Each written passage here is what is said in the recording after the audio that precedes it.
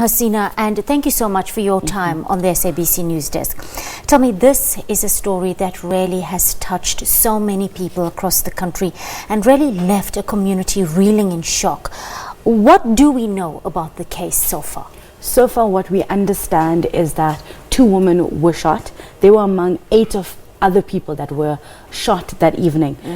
If you remember, police have said, and there's CCTV footage that shows a black SUV BMW driving up 7th Street in Melville, which is a very popular place, especially during New Year's Eve as well as weekends. Quite a watering hole that brings a lot of people together. And you see this car driving up towards Poppies and then just firing into the general direction of the restaurant. 4 people were shot outside of the restaurant. From that were the 2 women that had passed on.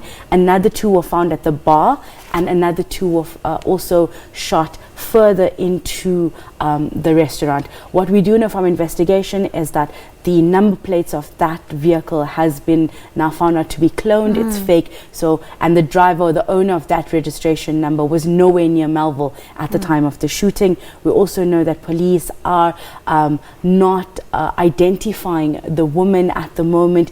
We don't have any idea of who exactly the 2 females were. We just know their ages are between 30 and 40.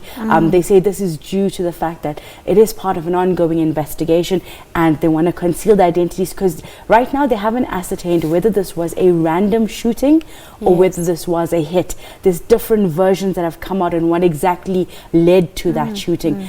Some eyewitnesses claim there was an argument between 4 inside people. The restaurant already. Yes. What can you tell us on that note? There's quite a difference between accounts that we've heard. Some people claim there was an argument and that 3 people left and went to the vehicle, and when they came back they were shooting into the restaurant.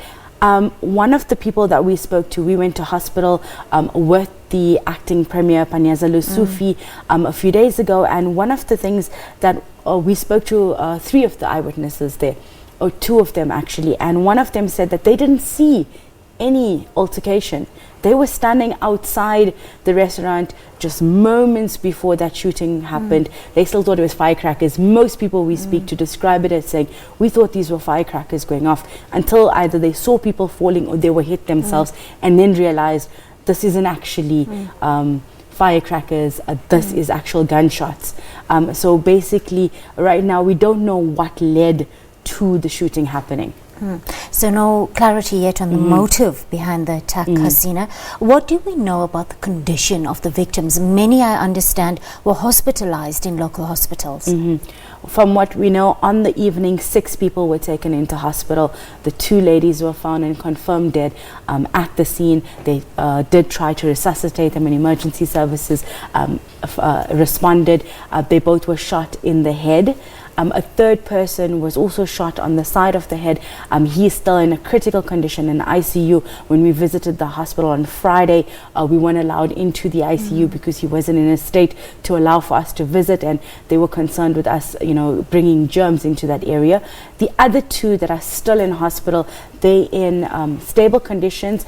Both seem to have got injuries on their leg or pelvic area, in some kind of discomfort. The one female we spoke to was a former trauma nurse, and you could visibly see her discomfort while we spoke to her, but she said she was in a way better state than when she arrived at Helen Joseph Hospital. There's been such an outpouring of support for victims and their families in this particular community, and we understand that there's a nighttime vigil planned for today as well. So a lot of people have been coming out. We saw flowers being laid outside the restaurant. Poppies is quite an establishment that's well known by a lot of people from different communities.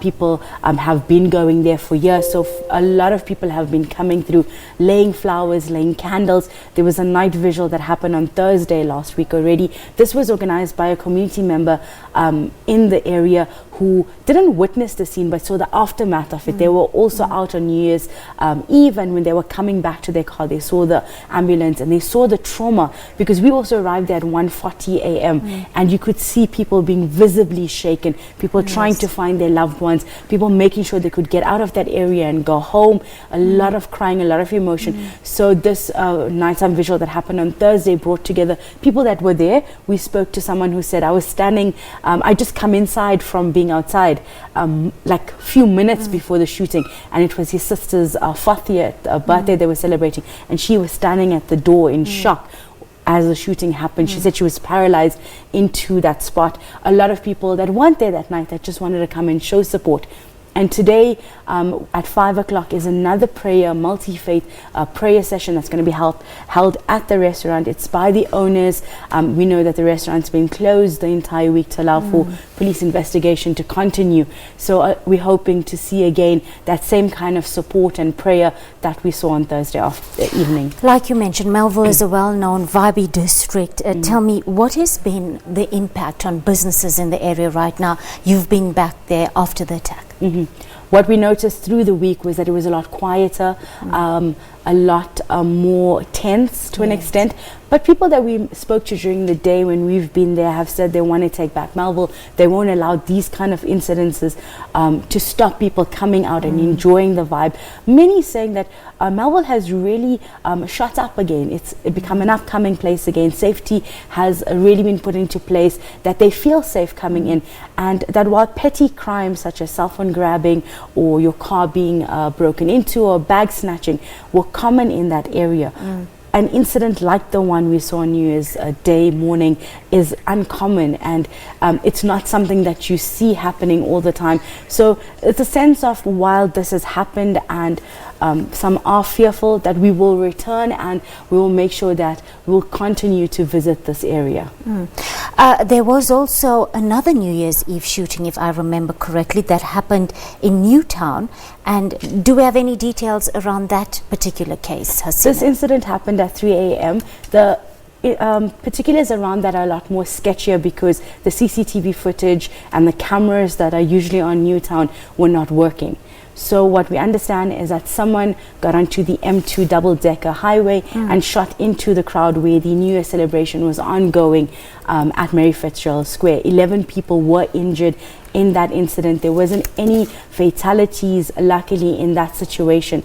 We spoke to an eyewitness on Friday who said he was there. He's a photographer that takes photos of people at these kind of events, and he was in the parking lot and he heard sounds, again thinking fireworks, the remnants of New Year's celebrations going on, and the next moment he felt himself being shot in the chest and being brought to hospital. He said it was quite dark. You couldn't see what exactly was going on, where the shooting came from, and where exactly it was targeted from. But he was in a stable condition. The other 10 were already released from hospital. Most of them were taken to Charlotte Maxeke Hospital. So that's the information we have there. Police are still investigating whether or not the two incidences were related. From what they ascertained so far is that there's no links right now, and they're two separate incidences. You visited many of the hospitals in the vicinity in Johannesburg on New Year's Eve. How prevalent were gun wounds, stab wounds, and incidents of physical violence and attacks? And how prevalent is this when it comes to alcohol and drug-related incidents? We were at Charlotte Maxeke just past midnight, and already that hospital was filled to capacity and casualties.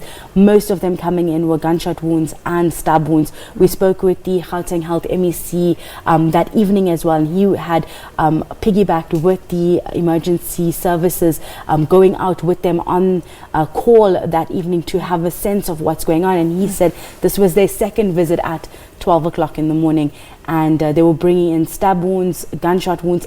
They also responded to another gunshot wound that morning, and again, he was very, very adamant to call on the city of Joburg residents and, basically Gauteng residents as a whole, that while you want to go out and party and enjoy yourself and indulge, to do so responsibly. And these were some of, as you mentioned, the kind of attacks we saw once alcohol was involved in celebration.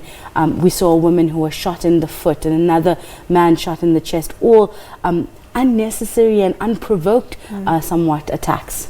Hasina Gori, our reporter, thank you so much for your time on the SABC News Desk.